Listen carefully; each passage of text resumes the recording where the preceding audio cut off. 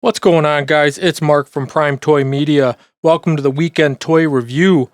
Today we're opening the Violator Spawn from Todd McFarlane Toys. This guy is huge. He's a beast. It's a heavy brick of plastic, and I can't wait to crack into him. But before I do, make sure you give this video a like, give it a thumbs up.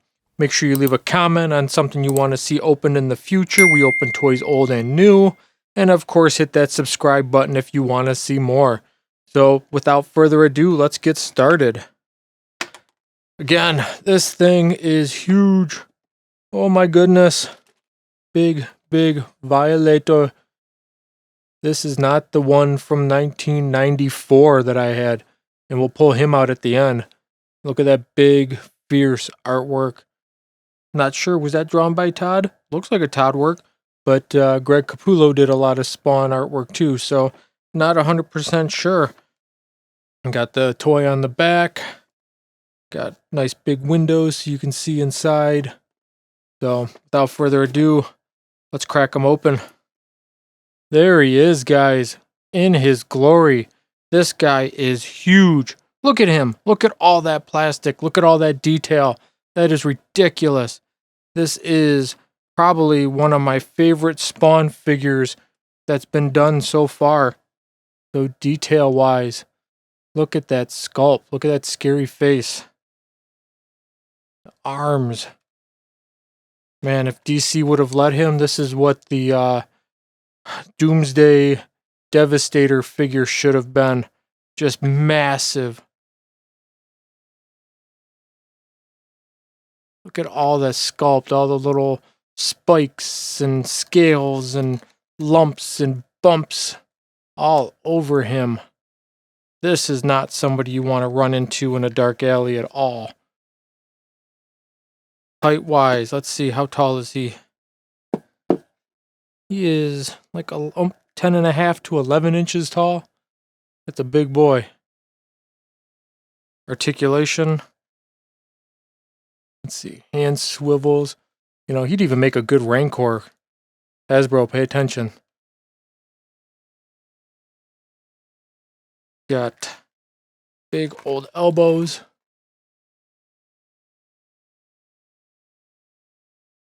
Trying to get a good angle there for you guys. So, not a lot of articulation in the elbow, but, I mean, look how huge he is. Should pull out the scale, see how heavy he is. Shoulder goes all the way around. Down to the legs. A little bit of knees. Not too bad.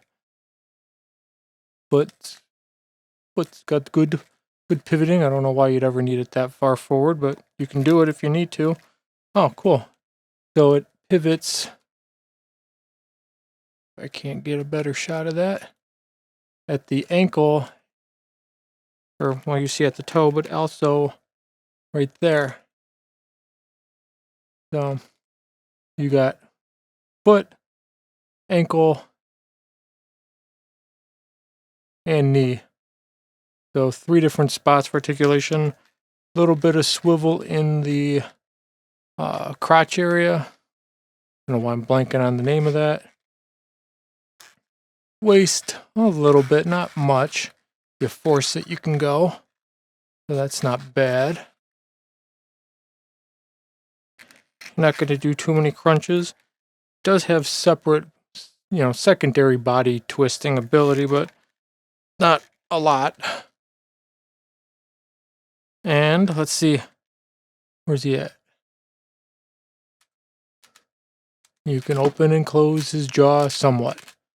So you want it more closed, which isn't really closed, but that's as far as it goes. Or wide open. Either way, that's pretty cool looking. The inside his mouth there.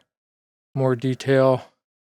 I don't even know if I'd trust sticking my finger in there. Toy looks like it'd bite me. Hands are gnarly. Big, massive claws. Easy to grab somebody. Squeeze them. Now, I did find it funny, right? This guy came with the base. The standard McFarlane action figure plastic base. And he does have the holes for it. But, I mean, his foot is almost the same size as the damn circle thing. So, I don't know if it's necessary or not, but this guy is a beast. Incredible. And that's probably why he commands a premium. I think he was 40-something bucks by himself. Head does not twist. Forgot to check that. Maybe a little bit, but not really. Horns don't move either. They're plastic, or that rubbery plastic, so they're not going to snap off, which is good. You can distort them pretty good and they go back. But awesome figure. But here's something I never thought I'd see.